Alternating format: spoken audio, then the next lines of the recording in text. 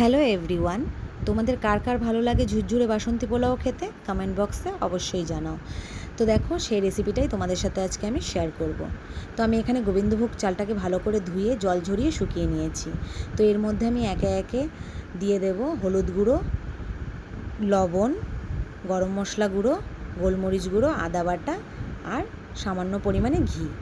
তো এই ঘি দেওয়ার পরে আমি ভালো করে সব কটাকে একসাথে মেখে নেব। তো অনেকেই অনেক পদ্ধতিতে করে, আমি এই পদ্ধতিতেই করি। তো চলো ভালো করে মেখে নিই। তো এরপর আমি কড়াই বসিয়ে দিয়েছি। তো কড়াইটা গরম হয়ে গেলে আমি এর মধ্যে ঘি দিয়ে দেব। তো ঘি দেওয়া হয়ে গেলে এর মধ্যে আমি গোটা গরম মশলা দিয়ে দেব।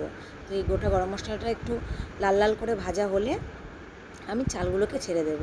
আর যত চাল ভালো করে ভাজা হবে ততই ভালো হবে, ঝুরঝুরে হবে, লেগে যাবে না গায়ে গায়ে। তো চলো আমি ভালো করে ভেজে নিচ্ছি। দেখো আমার লাল লাল করে ভাজা হয়ে গেছে। তো আমি এর মধ্যে এখন জল দিয়ে দেব। তো যে যেই পরিমাণে চাল নেবে তার বেশি পরিমাণেই জল দেবে। তো আমি অনেকটাই চাল নিয়েছিলাম, তাই আমি একটু বেশি পরিমাণেই জল দিয়ে দিয়েছিলাম। তো এর মধ্যে আমি এখন দিয়ে দেব কাজু বাদাম আর কিশমিশগুলো, কারণ আমি পরে আগেই দিয়ে দিই, আমি ভেজে দিই না। তো দেখো আমি ঢাকা দিয়ে দিয়েছিলাম, তো ঢাকনা তুলে দেখো আমার অনেকটাই হয়ে গেছে। তো এর মধ্যে আমি এখন কাঁচা লঙ্কা দিয়ে দেবো গোটা, আর একটু বেশি পরিমাণে চিনি, কারণ আমার মিষ্টি মিষ্টি পোলাও খেতে খুব ভালো লাগে।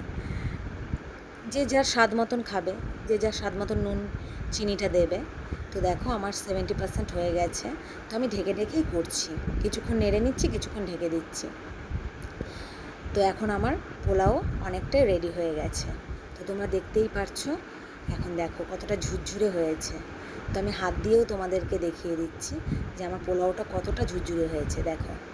তো দেখো এর মধ্যে আমি গরম মশলাটা দিয়ে দেবো আর বেশি পরিমাণে ঘি দিয়ে দেবো। তারপর আমি একটু নেড়ে ছেড়ে নেব। তো কার কার পোলাও খেতে ভালো লাগে আমাকে অবশ্যই জানিও। আর হ্যাঁ, আমার পোলাওটা কেমন হয়েছে দেখতে তোমরা কিন্তু জানাবে। তো চলো এইভাবে এই প্রসেসে করে খেয়েও ভালো লাগবে।